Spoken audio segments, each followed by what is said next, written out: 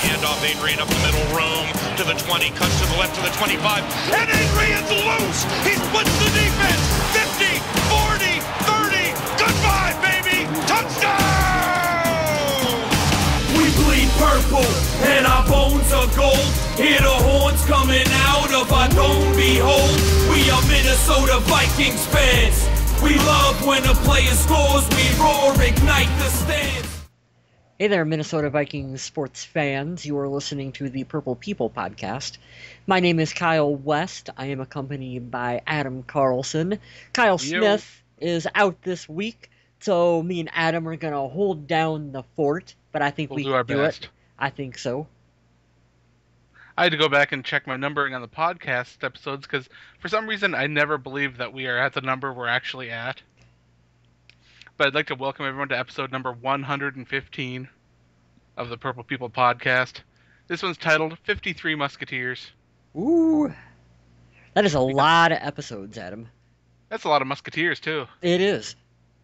I couldn't imagine that many Musketeers and that many episodes, I'll be honest. I thought we were going to cap out at like 25 or something, but yeah, we're still rolling. Yeah, it's fun. I love it, and we are so glad that you are all with us so that we can talk about Vikings football. Absolutely. Let's roll right into the quick hits because we got a lot to discuss this episode. Mm-hmm. Like I said earlier, the cuts to 53 were made today.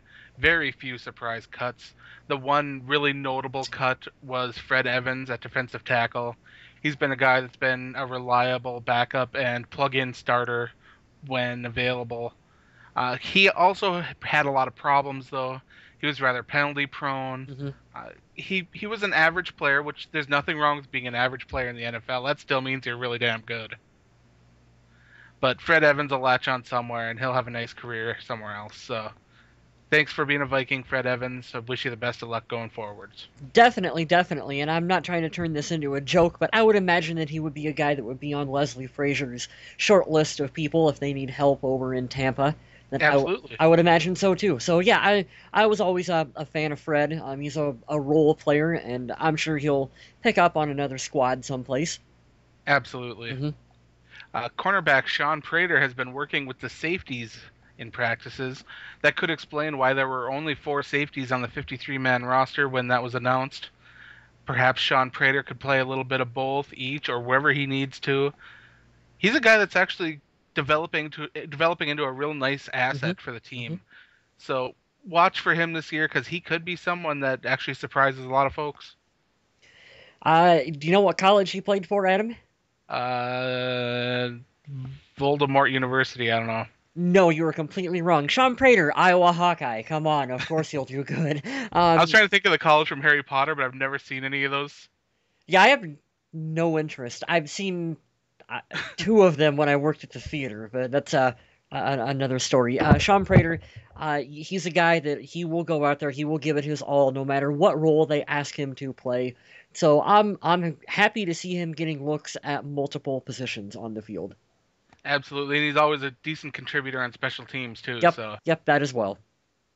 So he can bring a lot of value. Jerome Simpson's 3-game suspension was upheld. He won't count against the 53-man roster, and that's why the Vikings were able to bring 5 wide receivers that aren't named Jerome Simpson with them on the 53, which means both Adam Thielen, which I know a lot of people are saying that's not how it's pronounced, but I pronounce it that way because that's how Paul Allen pronounces it. Maybe Paul Allen's not quite correct, but... Is it Thielen? How? I think it's just Thielen. Thielen. Mr. Mankato. How about that? But it also allowed Rodney Smith to make the final roster. Now, it'll be interesting to see when Jerome Simpson comes back if the Vikings keep 6 wide receivers and end up shuffling a guy like Zach Line back to the practice squad or what is going on there. But that's something that we won't have to deal with for at least 3 more weeks. So for now, we'll just sit on it. Yep. Sit on it, The great news came today. Linval Joseph has been cleared to play in the season opener. I was kind of worried about that because not very many can get shot in the leg and be ready to play, a couple weeks later. So I like Linval Joseph is is a monster for that. Did you hear his interview that they posted up on Vikings.com where he I was haven't like, had a chance to watch it yet. oh, he's got a fantastic quote where he's like, well, you know what? It was just an in and out kind of wound, so no real no real big deal. And then pretty much he's like, it's in the past. I don't want to talk about it, and he refuses to answer any questions. Rightfully so. It's his own personal business, and he was very, very football oriented and professional in the interview. Um, Glad to have him medically cleared for the season opener because I am very excited to see what he can do for this team. He's going to be an essential part of this defense, stopping the run, plugging up holes, and he can actually get a good push too. So I think the Vikings did a great thing signing him, bringing him in, and if he's healthy, he's going to make a big difference on that defensive line. He is our new Pat Williams. Now, the really odd thing that happened this week involves Mr. Raymond. Now, I figured that one of either Raymond or Sanford would make the final 53. I didn't think both would. Turns out I was wrong there. Both Raymond and Sanford are not on the 53-man roster. In fact, Mr. Raymond was sent to short-term IR, which I actually had to look up what that means because I didn't know what short-term IR means. Well, enlighten us, Adam. Okay, what that means is he's going on injured reserve, but when he's healthy, the team, I believe, must release him. That is kind of the gist of what I have heard from Twitter as well, too. It's interesting. I don't know if I've seen the Vikings do that in recent years. Not that I can remember, anyhow.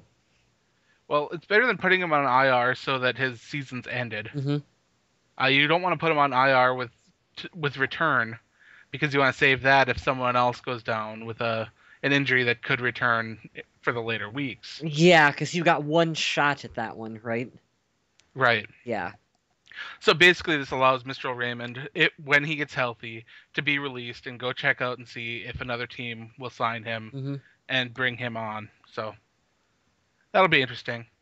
On a side note, I'm watching WWE Raw right now, and they keep popping up the graphic that Michael Sam has been invited to WWE Raw next week. Oh, God.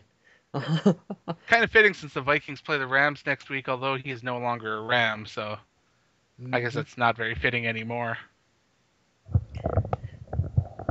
But I thought that was a fun thing to talk about.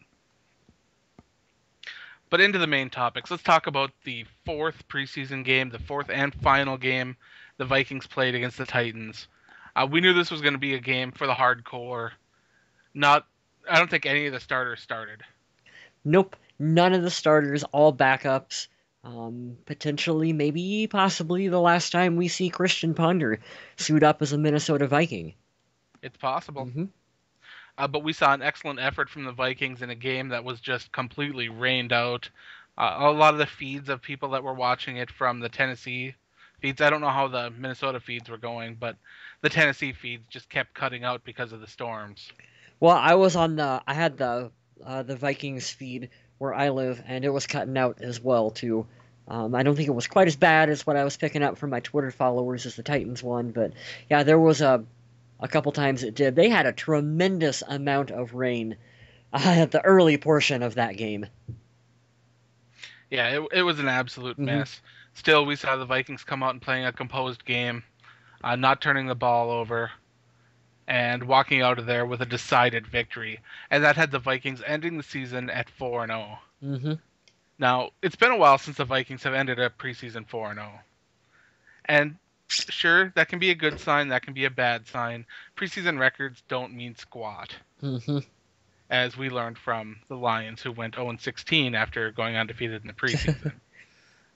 I don't believe this will happen. That'll happen with this squad this year. Boy, There's just too much talent on this team, I think, for that to happen. The one thing I really took away from this preseason is that the Vikings are learning how to secure the football.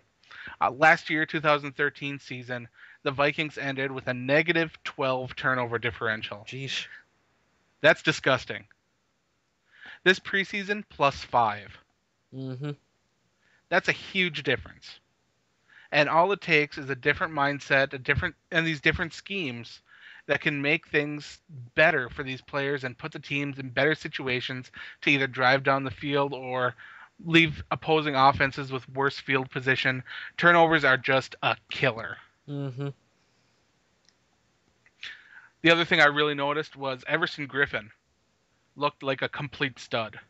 I know that folks say don't buy into Pro Football Focus all the time. There are some folks out there that say that. Our coaching staff says that. But he ended up being graded out as the third best 4-3 defensive end during the preseason. If he can continue playing like this, the Vikings got themselves a monster defensive line. And he's just really exciting to see if he can take the field and accomplish what he did this preseason. All he's got to do is keep it rolling. That's all. What were you impressed with this preseason? Well, we got a good bit of momentum headed up. Oh, excuse me. A good bit of momentum headed up into the regular season, which what I was impressed with was listening to Mike Zimmer talking to the team after every preseason game. And basically, you can hear him flat out tell those guys that, look, it doesn't matter what you did in preseason. No, he told them nobody cares. Absolutely nobody cares. You guys got to go out there and you have to continue to build upon this and you have to get better. You cannot be complacent with where you are right now. And to me, I really like that. I really like that attitude from our coaching staff, just hammering it into these guys that you have to continually work to get better each and every day, each and every game. Because I think that's a little bit as to what's got us in the past, is being complacent with the fact that they played a good game last week. So this week, we're automatically going to play a good game. And yeah, it worked for a little bit when you got Brett Favre as quarterback, but eventually, I really feel like that mindset kind of caught up to this team. And it's nice to see all that out the window. During games last year, I got the feeling that there was not a lot of good pregame work going in to any of these games. There's like very little strategy, very little working things out to make sure and see, okay, let's be ready for this game. Let's have some schemes ready. Let's know what to do against this. The game planning just wasn't there. And now it seems like we have a coaching staff that focuses on game planning, even for preseason games, which you don't see very often. So that's something to be excited about. Yeah, definitely.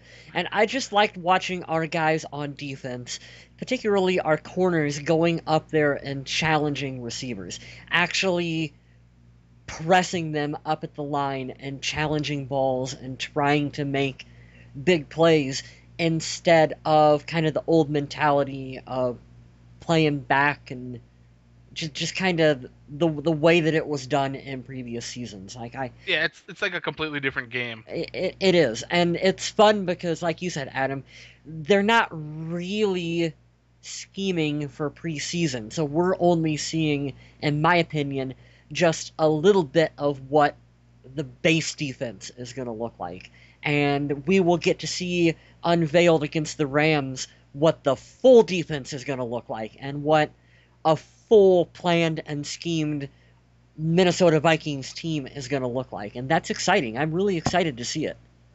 One other guy I really wanted to make sure I gave a huge shout out for. I know a lot of guys don't notice offensive linemen, but Brandon Fusco has just come out this preseason, and he's played his ass off. He has shown some of the best run blocking that I've seen in a long, long time. That right side of the line, Adrian Peterson's going to love running there because he's going to have wide open holes. I don't see any reason that the Vikings should ever lose on a 3rd and 1 situation if they run the ball right there. Those guys are just too good. I should hope not. You want to know what else I like? I just realized this. Do you know who the top 2 leading receivers were for the Vikings in preseason? I do not. Kyle Rudolph had 7 receptions for 149 yards, and Cordero Patterson had 8 receptions for 118 yards. Those were our 2 leading receivers, and you know what? That is 100% the way it should be. Yeah. Those are the 2 that I want to see leading the team. Obviously, you got your veteran Greg Jennings we want sprinkled in, and we want everyone to get a little bit of the ball, but those are the two, other than, we haven't mentioned him, but Adrian Peterson, obviously. But Well, it's hard to. Uh-huh. It's easy to forget about him when we didn't see him all preseason, Mm-hmm. and to forget about Adrian Peterson is just absolutely ridiculous. It is, which, okay, I have to ask you, even though I know what your answer will be, I have to ask it for all the listeners.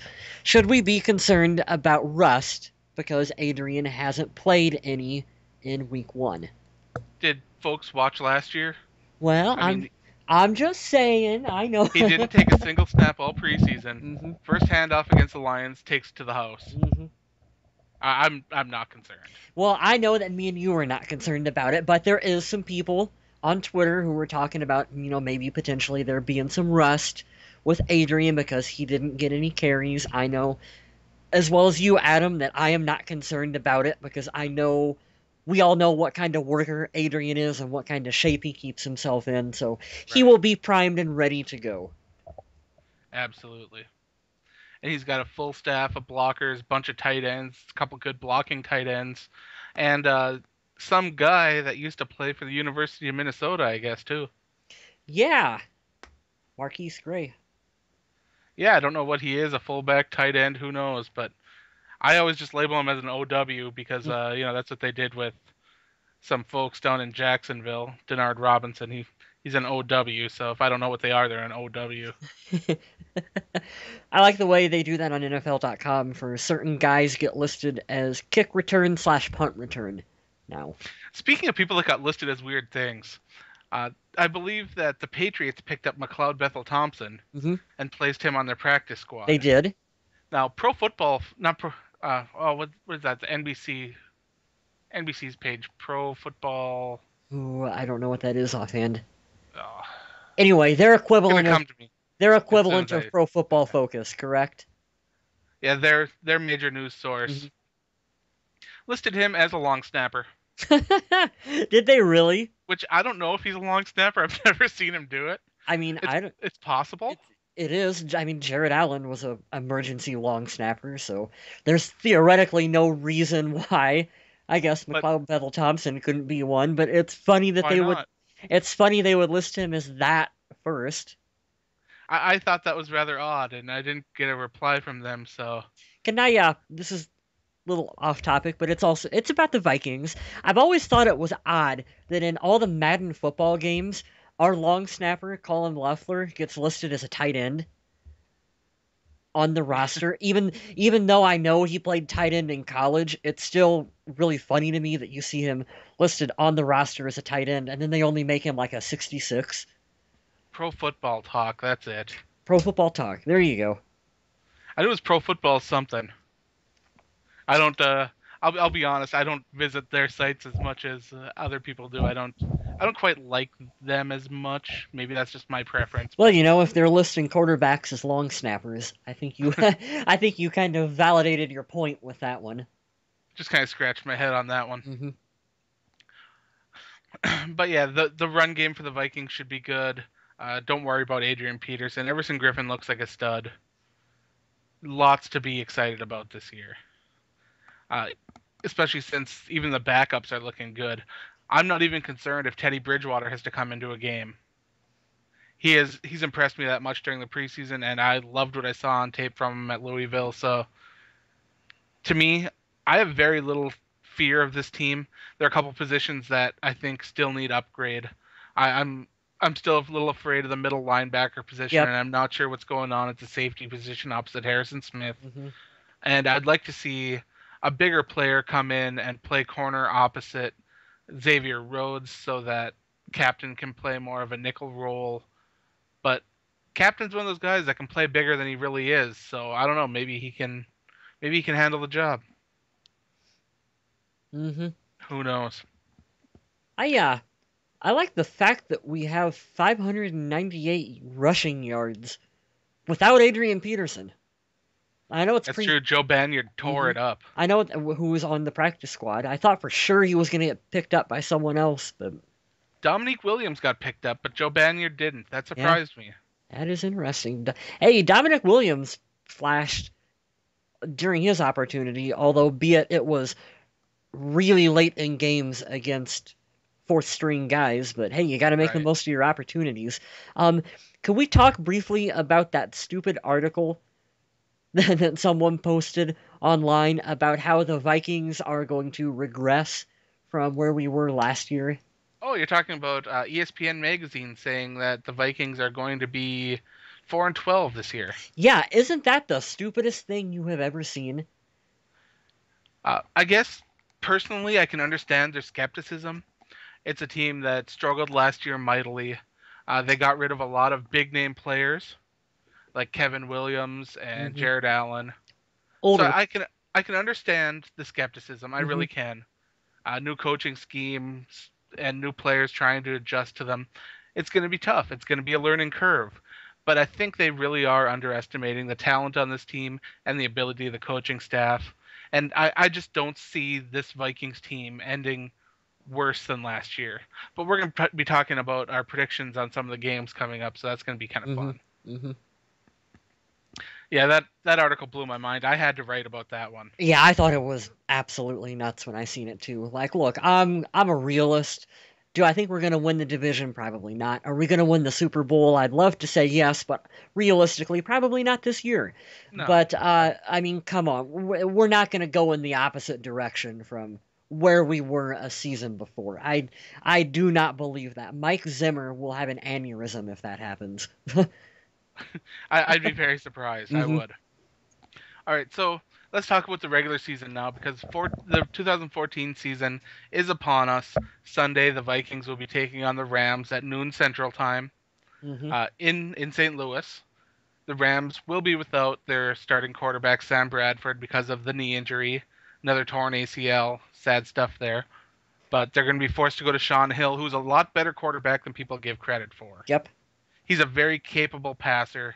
The only problem there is that I really don't believe that the Rams have they don't have the weapons around him to support him. I like Tavon Austin, I do, but I don't think that he can put a lot of the weight of the team on his back. I know he's a former first round pick, but that's a lot of weight for a player with a really poor surrounding cast. Their running back, Zach Stacy, another guy that's kind of unproven. So it's not the Rams offense I'm afraid of as much as the Rams defense. Those guys are monsters. Hmm. Uh, if you watched the game between the Rams and the Seahawks last year, either one, the Rams completely dominated the Seahawks offensive line, and the Seahawks offensive line isn't terrible. It's gonna They've got that be pass rush that's just powerful. it's going to be an interesting test for the Vikings offense to go up against this defense in week one.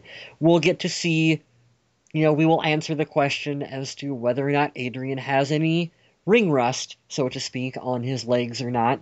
And we will also get to see how well our offensive line is going to hold up. So be a good little snapshot to see what this team can do.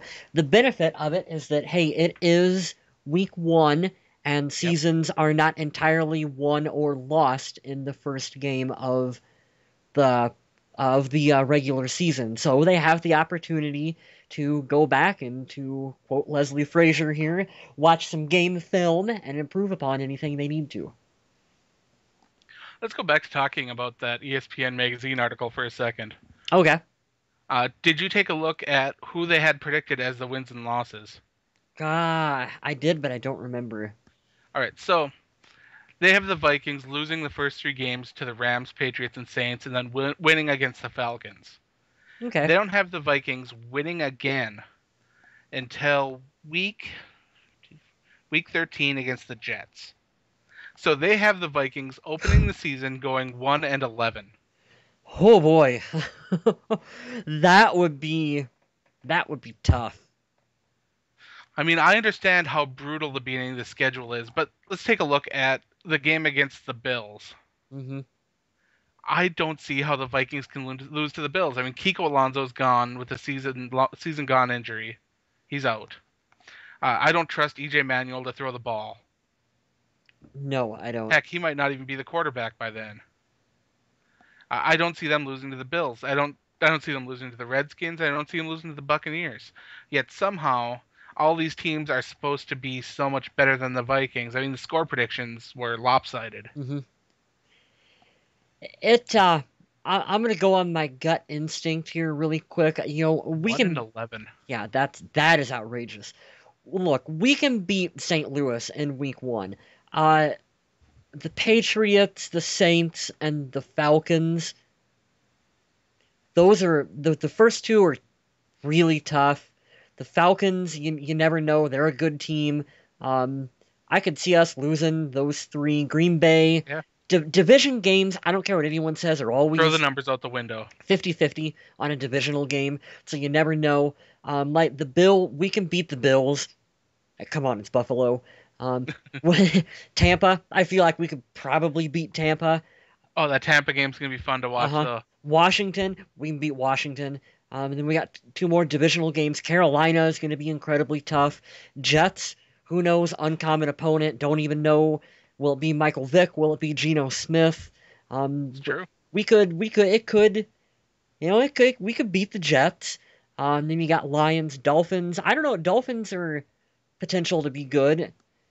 So Yeah, they're a bit of a wild card team out there. You never know what to expect from them. Mm-hmm.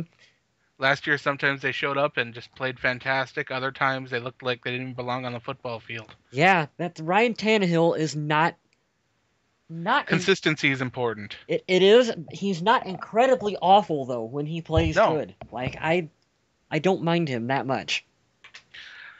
All right, so let's do the numbers because we promised we would. What's your guess for the Vikings' final win-loss record? Well, let's see. I'm gonna go with 1. 1? No. I'm thinking here. I'm thinking, Adam. All right, while you're thinking, Okay. I'll go ahead. All right, I can see the Vikings improving from last year, but I don't see a significant improvement because there's still a lot of spots a couple spots on the defense that I'm afraid of, and they're still adjusting to new schemes and coaches. I'm going to say that this team's going to improve to 7 or 8 wins, and they're going to end up either second or third in the division. I don't see them finishing in the basement this year. I got 7 wins for us.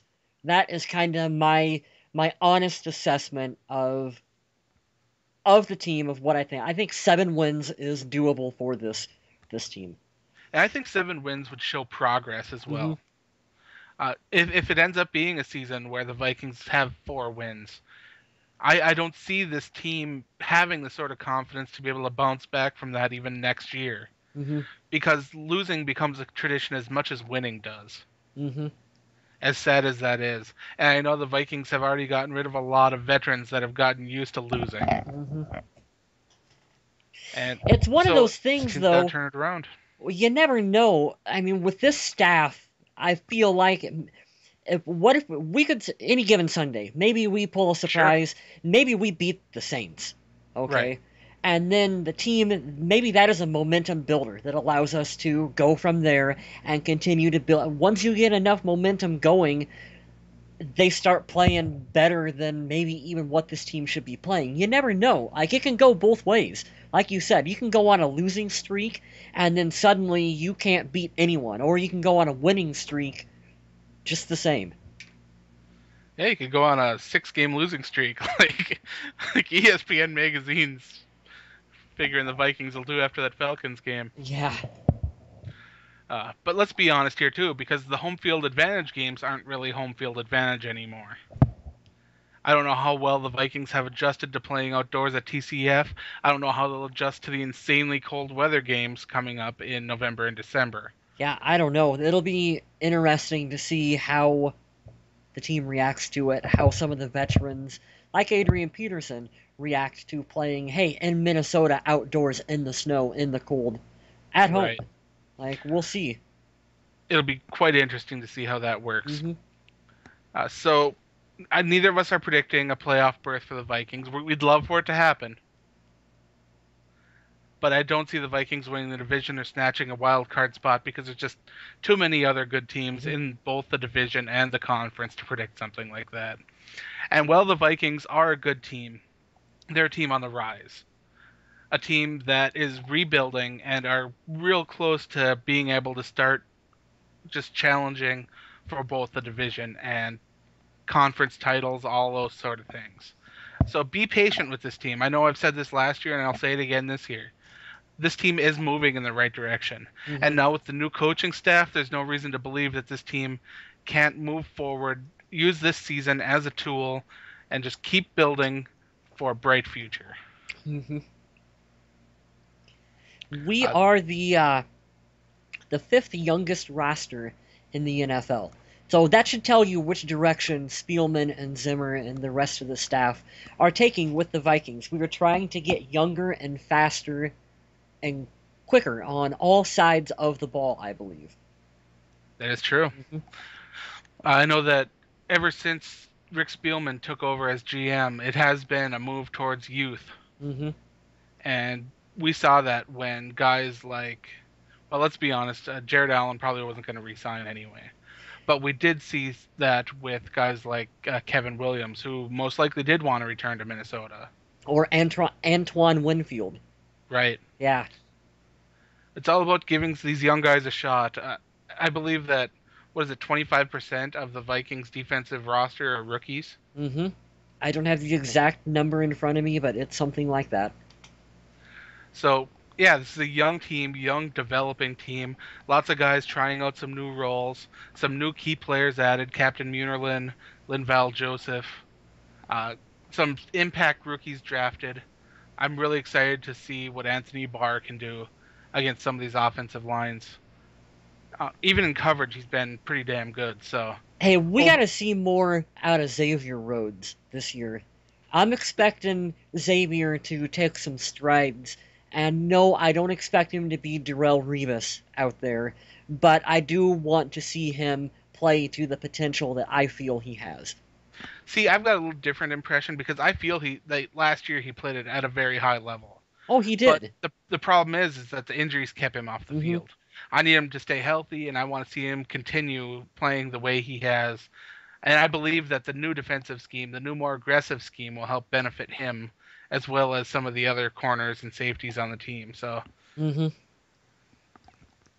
it's fun to talk about this because we know the game's going to be on Sunday. As of this recording, 6 days from today, because it's like 11:30 at night right now, but still. I know I'm excited. I know Kyle West's excited, and I know that all the Vikings fans out there are excited. So if you give this a listen in the comments below, leave your impression on what this season's going to be. Drop a win-loss record that you're going to throw out a guess for. Let's have some fun with this. Let's see who can come closest. Do you have one game in particular that you were looking forward to seeing more than the rest? Absolutely. Which one? Same game as I looked forward to last year. Sunday, November 2nd against the Washington Redskins. I am looking forward. Believe it or not, I'm actually really interested to see us versus the Patriots.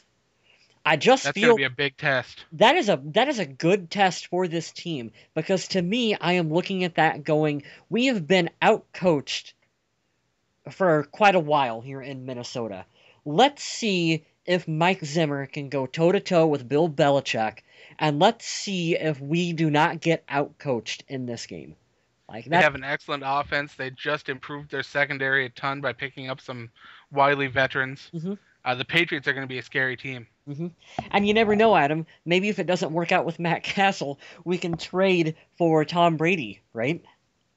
No. So that was an inside joke, everyone. Those wacky Patriots. They seem like they'll trade anybody. But that's all I have for this week. Do you have anything else that you wanted to add? One quick rant at the end. I will keep it to a brief sentence or two. Lots of people have been talking about how the Vikings should sign Champ Bailey. They should sign Champ Bailey, and they should convert him to safety. And wouldn't that be grand? Wouldn't that be spectacular? And no. Like, just no. Like, Champ Bailey, Hall of Fame. You make a case for him to go into the Hall of Fame. Sure. But guess what? He has lost a step. And I just don't see any reason why Minnesota would want to bring him in and convert him to another position because, like I said, this is a team that had Antoine Winfield. He was our own guy. He spent a lot of time, the bulk of his career in Minnesota, and they chose to let him go instead of converting him to safety. So why would they sign Champ Bailey, who has no ties with Mike Zimmer at all? Why would they sign him and convert him? It doesn't make any sense to me. Well, here's how I feel about that. You remember Charles Woodson in Green Bay, right? Oh, sure. Well, Woodson, when he left there, didn't get renewed there. He ended up going to Oakland and switching over to safety. Mm-hmm. Now, they used him as a placeholder instead of addressing the issue to get a younger player that could last a while. And sure, sometimes plugging in a hole with a veteran player is a fantastic idea, as long as that veteran player can stay healthy and contribute, and you address the idea either by developing a rookie you have on your roster or a young player on your roster, or drafting someone to take their place. And the Raiders weren't smart enough to do that. But I feel that the Vikings have already somewhat done that by getting guys like Anton Exum and some of the younger guys, even Anderson Dejo. These are younger guys that have speed and mobility, and they're looking to develop them to be the future of the team. They're not looking for a plug-and-play win now, which it confuses me why the Raiders were in a plug-and-play win now idea. Well, it's Oakland. When they've been obviously rebuilding for the past, I'll be nice and say couple years. It's Oakland, Adam. But no, you're right. And then we can end the show here on this last statement. But it is very rare that you can have a guy like Junior Seau, who you could just a veteran that you could plug in mid-season, and he could just step in and just play. Like, it's very rare that you can have a guy who can do that. And hey, Josh Freeman did it. No, Josh Freeman did not. That is the exact opposite of what... He stepped in and played. He did not play well. But he did play. Yeah, I'll give him credit for that. I will barely give him credit for playing in that game. That was probably the most embarrassed I think I have ever been to be a Minnesota Vikings fan. And it had to be a primetime game, of course. A fucking primetime game. You betcha. You betcha. Here's the Vikings. Here's a showcase. Oh, God, why? Let's hope nothing like that happens this year. Fingers crossed. And on that note, we'll end the show. We couldn't have found something more positive to end it on. Nope. Thanks everyone for listening. Visit us on Twitter at Purple People Pod, the Facebook page Purple People Podcast. Thanks for listening, and remember to stay classy, Minnesota.